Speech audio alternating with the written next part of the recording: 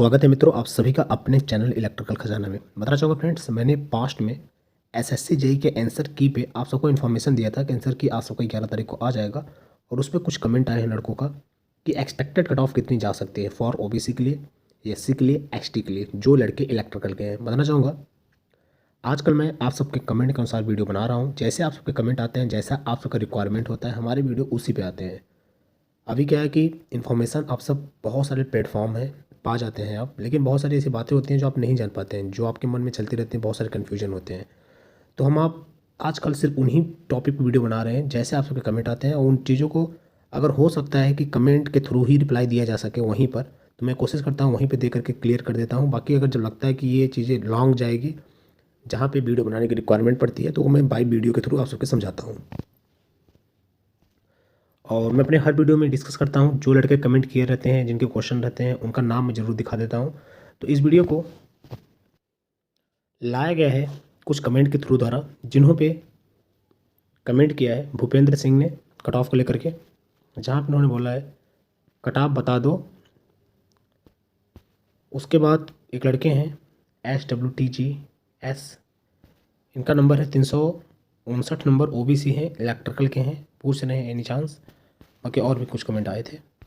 यहाँ पे एक राजेंद्र करके हैं, यहाँ पे इलेक्ट्रिक का कट ऑफ पूछे हैं, एक्सपेक्टेड कट ऑफ और एससी कैटेगरी। तो देखिए, जब ये वीडियो था आप सबको मैं नोटिफाइड किया था एसएससी जेई कैंसर की को लेकर के कि 11 नवंबर को आप सबका आंसर की आ जाएगा, और टाइम भी बता दिया था मैंने। तो ऐसा हुआ भी था। कुछ लड़कों कमेंट आ रहे थे कि अभी तक आंसर की आया नहीं है, क्योंकि वो 2 दिन पहले हमने बता दिया था, तो इसलिए वो कन्फ्यूज हो रहे थे।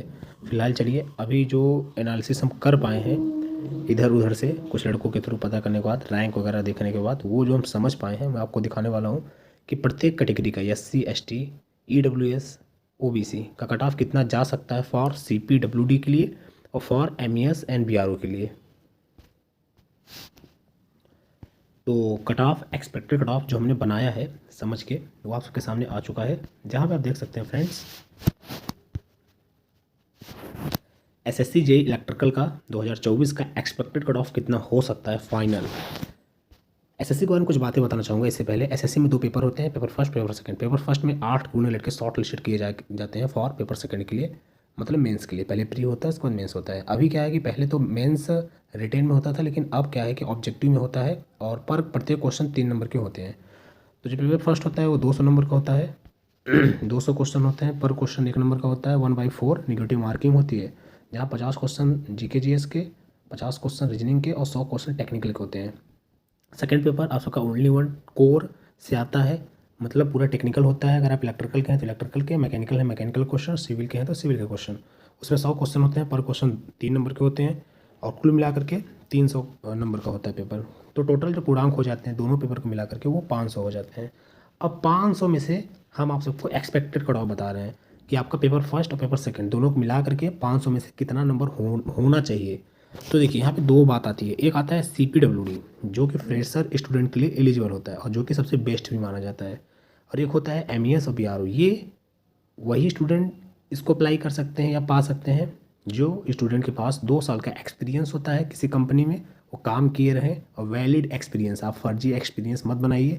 पिछली बार 75 लड़के डिबार्ट कर दिए गए थे SSC जेई से फर्जी एक्सपीरियंस के चक्कर में, तो ये गलतियाँ बिल्कुल मत कीजिएगा। अगर आपके पास वैलिड एक्सपीरियंस किसी कंपनी का है तो ही आप लगाइएगा, अन्यथा आगे परिणाम गलत भी हो सकता है, जैसा कि पास्ट में 75 लड़कों के साथ हो चुका है SSC जेई 2023 की वैकेंसी में। तो देखिए, CPWD के लिए कुछ ज़्यादा कट ऑफ जाती है, MES BRO के लिए कुछ कम जाता है। वो इसलिए क्योंकि 2 साल का एक्सपीरियंस है, वो स्टूडेंट इस फॉर्म को, मतलब इस पोस्ट को ले सकते हैं, या तो जिनके पास बीटेक हो, ग्रेजुएशन हो इलेक्ट्रिकल से या फिर मैकेनिकल से या फिर सिविल से।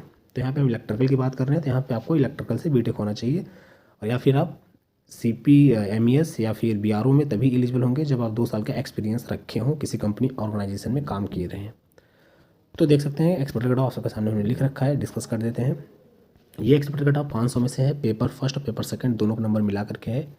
अगर आप UR कैटेगरी के स्टूडेंट हैं और आप CPWD लेना चाहते हैं, तो आपका जो मिनिमम स्कोर होना चाहिए वो 390 से प्लस ही होना चाहिए। अगर 390 से प्लस से नहीं है तो बाई रैंक देखने के बाद और बहुत सारे लड़कों का डाटा देखने के बाद, एनालिसिस करने के बाद, जो मैं समझ पाया हूँ कि 390 प्लस है तो आप एक सेफ़ जोन में हैं, जहाँ पे आपके चांसेस बहुत ज़्यादा है CPWD मिलने का। अगर उससे कम है तो आप थोड़ा सा अनसेफ जोन में हैं। इससे 390 से जितनी ज़्यादा दूरियां बढ़ती जाएगी, मतलब कम होती जाएगी, और आप यूआर कैटेगरी के स्टूडेंट के लड़के हैं, तो आप जानिए अनसेफ जोन में जा रहे हैं। और जितना ज़्यादा 390 से प्लस जाएंगे ऊपर की तरफ, तो आप उतना सेफ जोन में जाएंगे।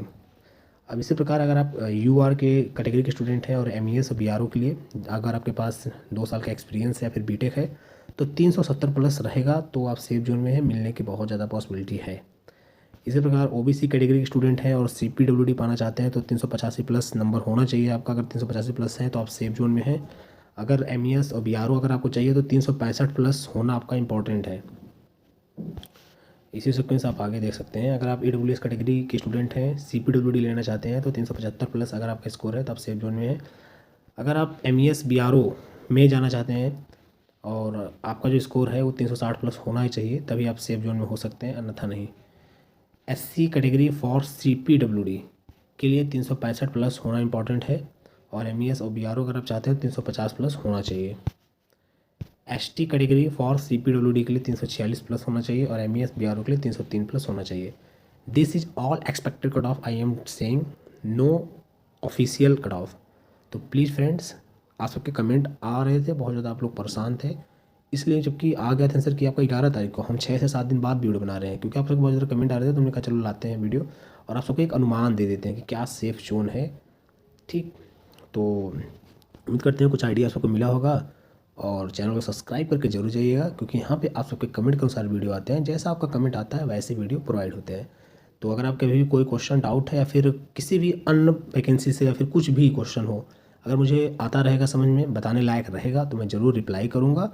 और अगर बहुत ज़्यादा लॉन्ग में आंसर रहेगा तो उसका ज़रूर वीडियो आएगा आप सबके लिए। बाकी मिलते हैं फ्रेंड्स नेक्स्ट वीडियो में। Thanks for watching this video, see you next time, thank you.